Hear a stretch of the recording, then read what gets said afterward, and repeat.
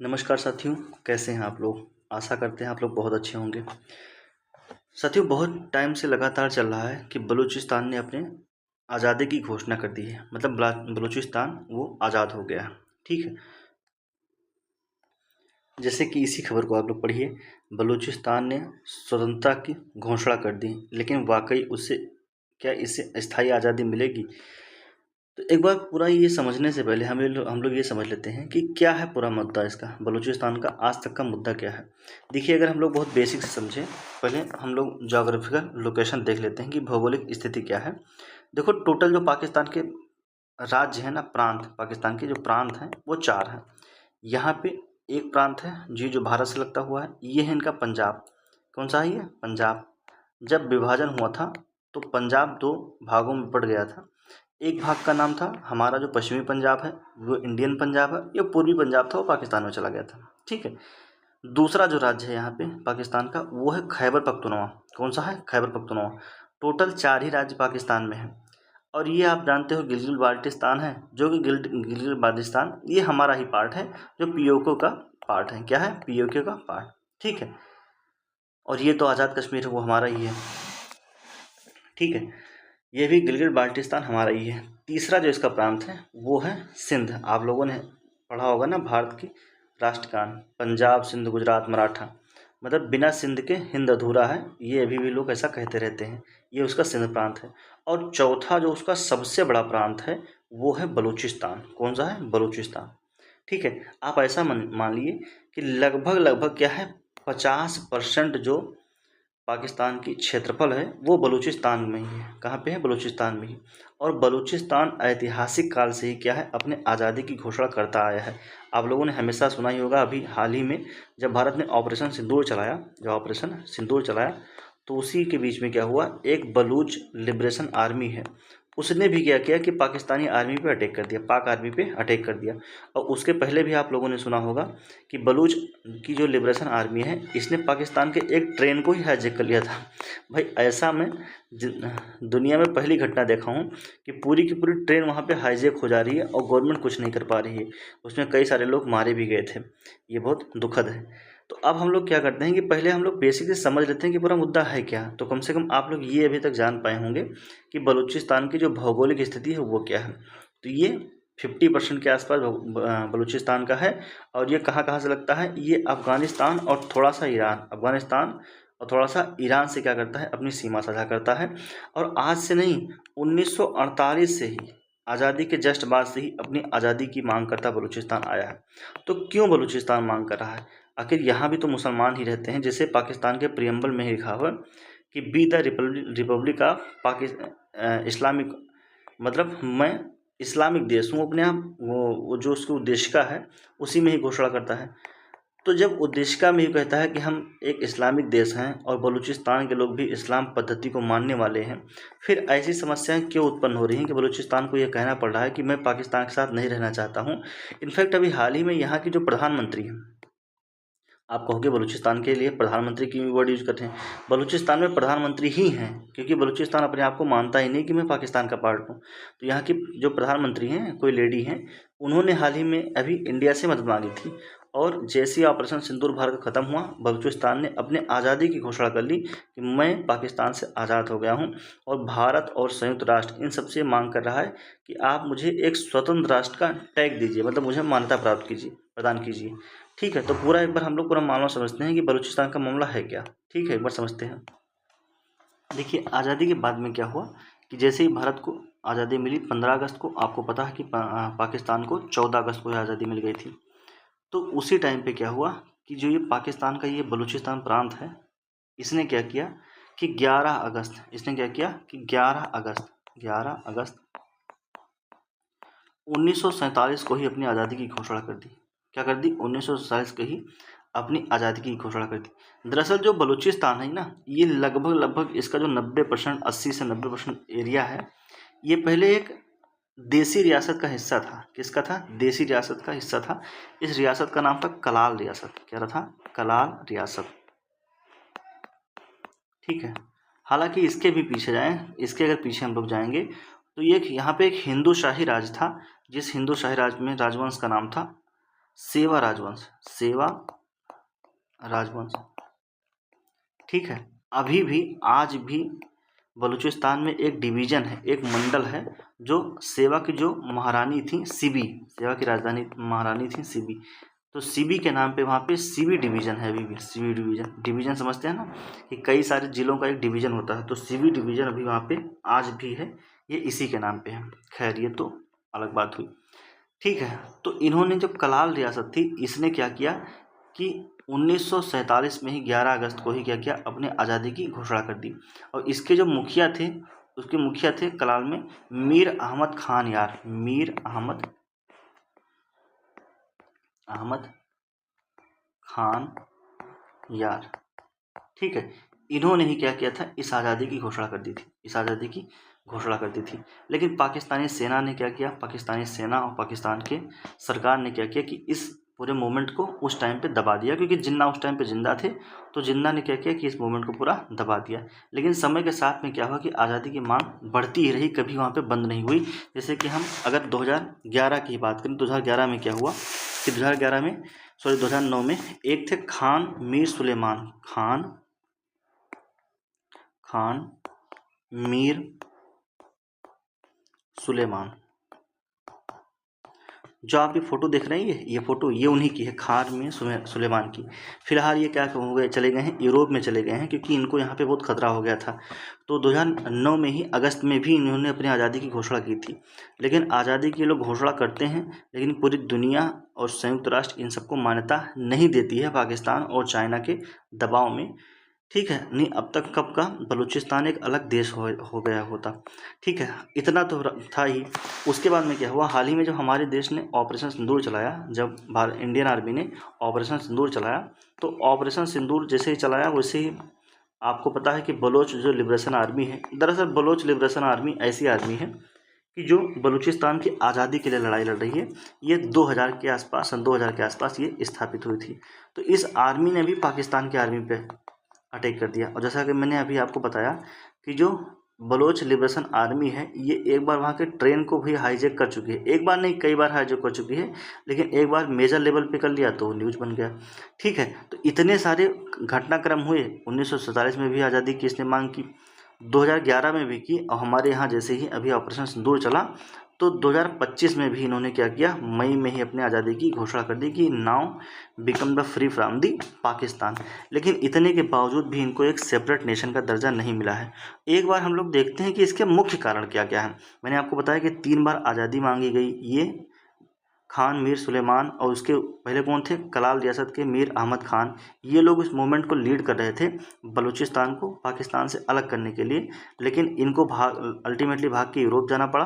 और अभी जो वहाँ पे आज़ादी की मांग की गई, मतलब आज़ादी की घोषणा की गई, तो अभी कोई आर्मी का ऐसा कोई वो स्टेटमेंट नहीं आया है, ना ही पाकिस्तान के प्रधानमंत्री का आया है, क्योंकि पाकिस्तान इस टाइम थोड़ा कमज़ोर स्थिति में है, तो शायद वो ऐसा करेगा भी नहीं।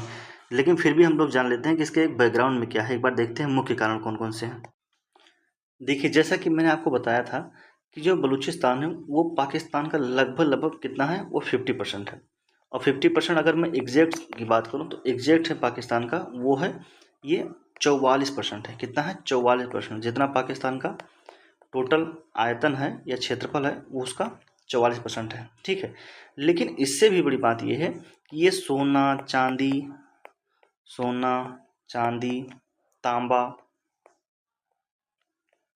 तांबा इन सब का क्या है, ये बिल्कुल तांबा, इन सब का क्या है, ये केंद्र है बिल्कुल। मतलब जो प्राकृतिक संसाधन है उससे बहुत ज़्यादा संपन्न है ये पूरा बलूचिस्तान का एरिया। ठीक है, लेकिन पाकिस्तानी गवर्नमेंट क्या करती है कि यहाँ से खनन करती है, मतलब प्राकृतिक संसाधनों का दोहन करती है और अन्य प्रांतों में भेजती है। तो बलूचिस्तानियों का यह आरोप है कि संसाधन तो हमारे यहाँ पे ज़्यादा है, लेकिन पाकिस्तान में जो ज़्यादा मान्यता मिलती है ना, वो मिलती है किसमें, वो मिलती है पंजाब प्रांत को। जो पंजाब प्रांत है, पंजाबी भाषा ज़्यादा बोलता है, वहाँ पे क्या होता है, पंजाब प्रांत को ज़्यादा महत्व मिलती है। दूसरी बात है, बलूचिस्तानियों की कोई भी भाषा वहाँ के ऑफिशियल लैंग्वेज नहीं। जैसे हमारे यहाँ भारत में कितनी हैं, 22 भाषाएं हमारी 8वीं अनुसूची में है, तो वहाँ ऐसा कुछ नहीं। वहाँ के जो नोट हैं, वहाँ उनके नोट पे केवल उर्दू और पंजाबी लिखा हुआ है, केवल उर्दू और पंजाबी। तो ये भी प्रॉब्लम है कि संसाधन हमारे यहाँ है और महत्व मिल रहा है पंजाब को। उसके बाद में यहाँ पे पिछड़ापन बहुत ज़्यादा है। क्या यहाँ पे पिछड़ापन क्या है, बहुत ही ज़्यादा है।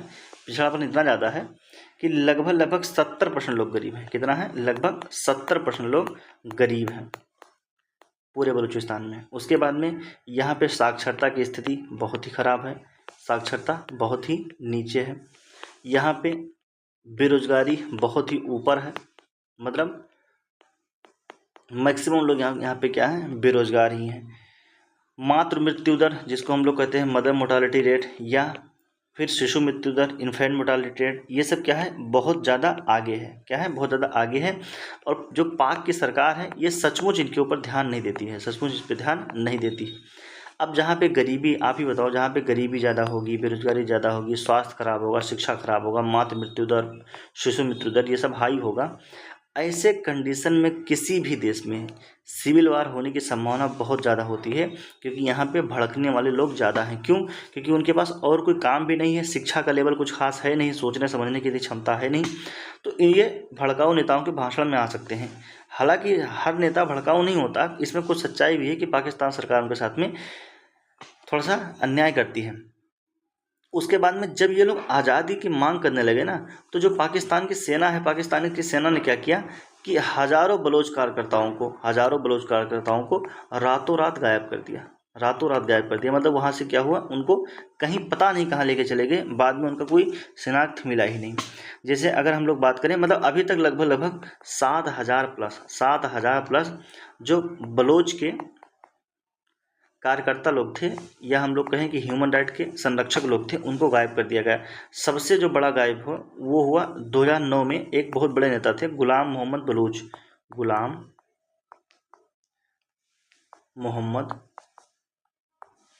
बलूच। इनको 2009 में पाकिस्तान की आर्मी ने गायब कर दिया, मतलब वहाँ से कहीं गायब कर दिया, और उसके बाद में उनकी हत्या भी कर दी। बाद में प्रूफ भी मिले, वीडियो भी मिले कि उनकी हत्या कर दी गई। इसके बाद से यहाँ पे आज़ादी की बहुत तगड़ा मांग होने लगी और लोग बिल्कुल एक तरफा पाकिस्तान सरकार के खिलाफ हो गए। तो मेजर जो रीजन है कौन सा है, वो संसाधनों का दोहन है, सामाजिक आर्थिक पिछड़ापन है, मानवाधिकार का वहाँ बहुत बड़े लेवल पर पाकिस्तान की आर्मी उल्लंघन कर रही है। ठीक है, और भी सारे कारण हैं, जैसे कि जातीय और सांस्कृतिक भेदभाव। जातीय और सांस्कृतिक भेदभाव का मतलब है कि पाकिस्तान सरकार ने क्या किया कि इनकी जो अपनी भाषा थी, इनकी क्या थी, अपनी भाषा थी, बलोच भाषा, इनकी अपनी लिपि थी, इनकी अपनी संस्कृति थी, मतलब अपना खाना पीना, ये सब तरीका था। लेकिन सरकार ने ना इनकी भाषा को मान्यता दिया, ना इनकी लिपि को मान्यता दिया, संस्कृति का तो बिल्कुल ध्यान रखा ही नहीं। केवल वहाँ पे इस्लामिक संस्कृति जो उर्दू फॉलो करते हैं, वो भी पंजाबी लोग, वही संस्कृति पूरे पाकिस्तान में सरकार लागू करना चाहती है। ठीक है, समय समय पे इन्हें कह दिया जाता है कि आप राष्ट्रद्रोही हो, यानी एंटी नेशनल एलिमेंट्स हो। क्यों, क्योंकि कई बार ये इंडिया से मदद मांगते हैं, कई बार ये यूनाइटेड नेशन से मदद मांगते हैं, कई बार कुछ करते हैं। ठीक है, धर्म परिवर्तन यहाँ पे बहुत आम बात है। 14-14, 15-15 साल की बच्ची जो रहती हैं, हिंदू धर्म की बच्चियाँ रहती हैं, उनको पाकिस्तान के लोग उठा लेते हैं, उनका किसी वृद्ध आदमी से शादी करवा देते हैं मुसलमान से, और फिर उनका धर्म बदलवा देते हैं। तो यहाँ भी ये बड़ी समस्या है। अब हम लोग देखते हैं कि अभी तक का क्या अपडेट रहा है दुनिया का, इसका अभी तक का रुख क्या रहा है। जैसे देखो, सबसे पहले क्या हुआ, जब सन 2000 में जब बलूच लिबरेशन आर्मी बनी, तब दुनिया का ध्यान इसकी तरफ थोड़ा सा गया। ठीक है, ये क्या कर रही है, जो चाइना पाकिस्तान इकोनॉमिक कॉरिडोर जा रहा है, आपको पता है कि ये हमारा है, लद्दाख का हिस्सा है। कौन सा है, ये लद्दाख का हिस्सा है। तो जो हमारे लद्दाख का हिस्सा है, ये यहाँ से एक बन रहा है जो पीओके है, यहाँ चाइना तक। पीओके जो पाकिस्तान कब्जे वाला हमारा कश्मीर है, ये वाला, और ये अक्साई चीन है, ये जो चीन के कब्जे में है। तो यहाँ से एक सड़क जा रही है, यहाँ से एक सड़क जा रही है, चीन बना रहा है, चाइना से लेके पाकिस्तान तक। इसको कहते हैं CPEC, China Pakistan economic corridor, चीन पाकिस्तान आर्थिक गलियारा। इसका बलूचिस्तान बहुत विरोध कर रहा है, वो कहता है कि ये हमारे स्वतंत्रता के लिए बहुत घातक है, मतलब पाकिस्तान के जो इंडिपेंडेंस है उसके लिए घातक है, क्योंकि पाकिस्तान को आर्थिक रूप से गुलाम बनाने की ये चाइना की साजिश है। इनफैक्ट कई बार जो BLA है यानी बलूच लिबरेशन आर्मी है, इसने चाइनीज़ वर्कर्स पे भी हमला किया है कि आप यहाँ से चला जाओ, यहाँ की फिर आपकी कोई ज़रूरत नहीं है। उसके बावजूद भी सरकार नहीं मानी। तो जब CPEC बना और BLA ने इन पर हमला किया, तब दुनिया का पहली बार ध्यान बलूचिस्तान के मुद्दों की तरफ गया। बड़ा इसमें जो मूवमेंट हुआ, जो बड़ा बदलाव हुआ 2016 या 17 में, अगर मैं ठीक याद कर रहा हूँ 2016 है। इसमें क्या हुआ, मोदी जी ने, जो भारत के प्रधानमंत्री हैं, इन्होंने जो लाल किला से स्वतंत्रता दिवस पे लाल किला से घोषणा कर दी कि बलूचिस्तान में जो मानवाधिकार है वहाँ पे उल्लंघन सरकार बहुत ज़्यादा कर रही है। अब किसी देश के इंटरनल मामले में अगर कोई दूसरा देश बोल रहा है, इसका मतलब मामला सीरियस है। तो पहली बार इस मुद्दे का जो अंतर्राष्ट्रीयकरण हुआ यानी इंटरनेशनलाइजेशन हुआ 2016 में मोदी जी के द्वारा हुआ। मतलब इन्होंने पहली बार इस मुद्दे को उठाया, तब जो ग्लोबल मीडिया है उसका रुख यहाँ पे हुआ, इधर हुआ। तो वे फॉरवर्ड क्या है, आगे की राह क्या हो सकता है? देखिए, आगे की राह यही हो सकती है कि पाकिस्तान की नीति रही है कि अपने घर में उसने कभी भी घुस के नहीं देखा है और बाहर की चीज़ों पे हमेशा हमला करता है। जैसे वो कश्मीर J&K करता रहा और उसके हाथ से ही क्या हुआ, जो पूर्वी पाकिस्तान था जो आज बांग्लादेश है वो निकल गया। अब भी वो कश्मीर का ही राग हर मीटिंग में अलापता रहा है, और वो दिन दूर नहीं कि जब बलूचिस्तान उसके हाथ से बाहर निकल जाएगा, क्योंकि बलूचिस्तान मानसिक रूप से पाकिस्तान से पूर्ण रूप से अलग हो चुका है। ठीक है, और पाकिस्तान क्या है इस टाइम बहुत कमज़ोर की स्थिति में भी है। अब आप खुद ही समझ सकते हो कि पूरी ट्रेन हाईजैक हो जाए, उसके बावजूद भी पाकिस्तान के प्रधानमंत्री का एक भी बयान ना आए, या भी वहाँ पे जो टॉप लीडरशिप है उसका कोई भी बयान अभी तक नहीं आया है। तो हमें मान सकते हैं कि आने वाले दिन में बहुत जल्दी ऐसा हो सकता है कि आपको न्यूज़ सुनने को मिले कि बधाई हो, पाकिस्तान को बलूच हुआ है और बलूचिस्तान एक स्वतंत्र देश बने। स्वतंत्र देश अगर वो बनता है तो भारत का उससे संबंध बहुत अच्छा होगा, और हमें इस बात की खुशी होगी कि यहाँ पे हमारा इंडिया है, इसका जो संबंध है ये सीमा के इस पार यानी बलूचिस्तान से अच्छा हो जाएगा, क्योंकि इस टाइम पे भारत का संबंध अफगानिस्तान से भी बहुत अच्छा नहीं है। वैसे तो है लेकिन इतना अच्छा नहीं है, क्योंकि तालिबान का रूल है। अगर वहाँ पर लोकतांत्रिक सरकार होती तो हम जो ये पाकिस्तान है इसमें दोनों तरफ से हम लोग निगरानी रख पाते हैं। लेकिन बलूचिस्तान से अगर संबंध अच्छा होता है तो ये भारत के पक्ष में रहेगा, और स्थायी रूप से जो पाकिस्तान है वो जो आतंकवाद वगैरह फैलाता है इस पर उसके रोक लग सकती है। तो ये था पूरा बलूचिस्तान का मुद्दा। ऐसे ही है मुद्दा मैं लाता रहूँगा, बस आप लोग का सपोर्ट ऐसे ही बना रहे। जुड़ने के लिए आप सभी का बहुत बहुत धन्यवाद। ये कैसा आर्टिकल आपको लगा एक बार कमेंट बॉक्स में ज़रूर बताइएगा आप लोग। Thank you so much.